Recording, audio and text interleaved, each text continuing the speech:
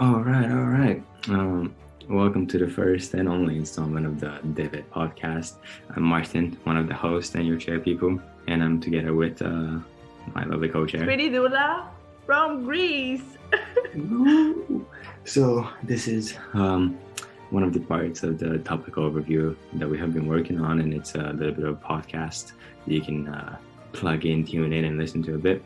And we're just going to give you more of a cultural take on how this topic pertains and what it means. So starting off with kind of the history of the cultural cities. It didn't start as a cultural city. It started in the 70s, where kind of people decided to investigate the economic value of culture and development. And as they started realizing that it creates jobs and it's important, and with more of it, kind of economic prosperity comes along. But interestingly enough, in the 30s, the popular view was that development of the culture and creative cities together with the technological development was actually kind of seen as a bad thing, kind of seen as, development is some sort of a monster. That kind of the culture industry is a monster. But then, as you know now, cultural cities and cultural development and creativity is very, very popular and sought after. So the idea of the creative city itself was introduced in the 80s, late 80s in Australia, where it essentially, a city should involve some sort of emotion fulfillment and bring happiness and societal benefits like that to its citizens, the people that live in it. But for example, in the 70s, before the cultural cities itself and the creative cities themselves were introduced, the EU and UNESCO, which is something that Spy is going to talk to you about later on, they started investigating kind of the cultural industry itself and whether or not that could be something that could be implemented. And now you know, kind of, after hopefully you've read the TO, unless you're listening to this before the TO itself, before reading it, but you know that it's very spread out, especially around Europe and or around the world, and it's a very big part of the cities. Although, as Spy is going to mention later, with the COVID-19, it's a bit tricky in the cultural sector, but kind of historically with the cultural sector, it kind of went hand in hand with the technological developments in that industry, but on its own, it also created a whole new economy. It created the creative economy, and with that came the creative class of people. So it's a very historically rich topic, and culturally especially, it has a very, very big impact because it's essentially all about the culture and about creativity, and kind of it's all done, although with some economic ideas behind it, it's all done for the people, by the people, because if the people are not creative, the people are not seeking cultural enrichment, then that whole idea would fail. So this is a very cultural topic and kind of fits the cultural take. Now that I've given you some historic, idea, I can also give you something about the future and where it's going. Now, Spy is going to say something about the COVID pandemic and how that's affected it, but in the future, as you can see, it's more and more developing, and it's supposed to continue doing so. More and more cities are supposed to follow the creative city framework, as it's been very successful, and it's been pretty good in terms of results, and people are always going to want to be entertained one way or another. So even if the current culture and creative medium changes, the idea of culture and creativity won't. So it's a kind of an idea and a move that is most likely not going to go away in the future, and it's most likely just going to develop, especially now that it's economically viable as well. It's not just pouring money into something just for the benefit of the society, but it actually brings money out as well. But with that said, I'm going to pass on the mic to Spy, and she can say something about you here. Okay, so after Martin has filled you in with all those useful information on cultural cities and how the idea was born, it is essential to mention the one thing that made creative cities flourish, and that would be the UNESCO's Creative Cities Network, which was created in 2004 to promote cooperation with and among cities.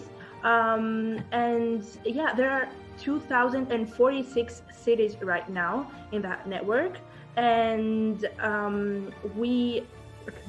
and all of them aim for sustainable urban development.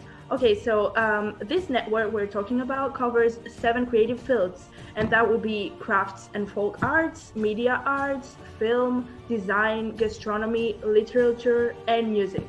Okay, so by joining this network, cities commit to sharing their best practices and developing partnerships involving the public and the private sectors, as well as the civil society, in order to strengthen the creation of cultural activities and services, in order to develop hubs of creativity and innovation, and just broaden opportunities for everyone in the cultural sector. Also, one thing that the network is doing is improving access to participation in cultural life to maybe vulnerable groups and individuals. Okay,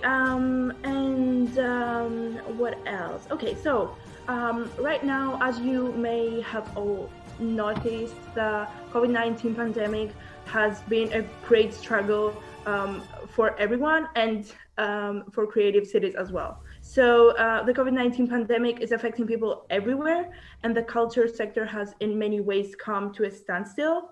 Like cinemas, theater, music performances, all kinds of cultural events have been canceled internationally. Tourism as well, restaurants, markets, it has done a great damage. So right now, what UNESCO did is gather some information from over 90 creative cities, and that information showed that how cities came together to nurture new ideas and projects by connecting people to culture and creativity during the pandemic. But yeah, for now, all of the culture and creative sectors have moved online. Okay, so that's about it for the Creative Cities Network and how it is affected by COVID-19. We hope that COVID-19 will set us free really soon. Yeah, but it's also really I want to mention about the COVID-19 before we move on from that there, as you can see in our TO, there are some people that can also, there is a narrative that, you know, the COVID-19 has exposed the reliance of the sector on tourism. It definitely is very reliant on it, and you can of course look at it both ways, whether or not that's a problem or not. But it's very important to kind of think a bit ahead, think about it in the future, because as I said earlier, people are always going to seek entertainment, and most people are always going to try and get culturally enriched. So as soon as Corona, hopefully soon, is over, you will definitely see a very peak, because people are longing for kind of going outside and you know, doing what they used to do before. And what that's going to do is, even though it is going to be just the initial boom, initial peak, after that peak is over, yeah, it may lower. However, it's going to go back to what it used to be before, which also was very prosperous and very beneficial. So the COVID-19 pandemic, it is, you know, arguably you can kind of look at it from both sides, but you can say that the peak that is going to produce is going to kind of counterbalance the losses that were made. Again, that's not a claim that you can make with 100% surety. I'm just kind of trying to bring both points to the view about proponents in that.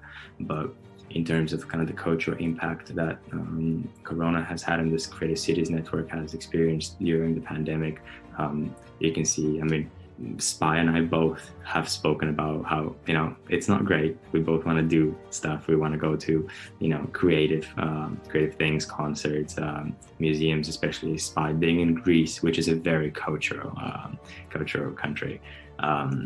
And unfortunately, that's not possible right now. So we all feel it. We're sure that you feel it as well. So the cultural impact is huge, regardless of whether or not the Creative Cities network or the Cultural Cities network exists, the cultural impact is still big. So the impact of the Creative Cities network, which kind of pushes that cultural identity and its lack of presence during the pandemic, is definitely very weighing very hard, very heavily on the people. But yeah, does Spy have any other things that she might want to add? No, not really. Yeah, we hope this is. But we hope that we kind of provided a bit more of chilled out, relaxed version of the TO that you guys have to read or are going to read, because it's a lot of information, highly dense. And this is, you kind of get to hear our voices and stuff like that. And it's a bit more kind of not as academic in the terms that it's just about the people and the society. Okay, so we urge you to take a look at all of the takes we have prepared for you, and yeah, we are going to talk really soon. Okay, that's it from us for now. Yeah. So bye. We can't wait to see you all, and thank you guys for listening. Goodbye. Thank you so much. Bye.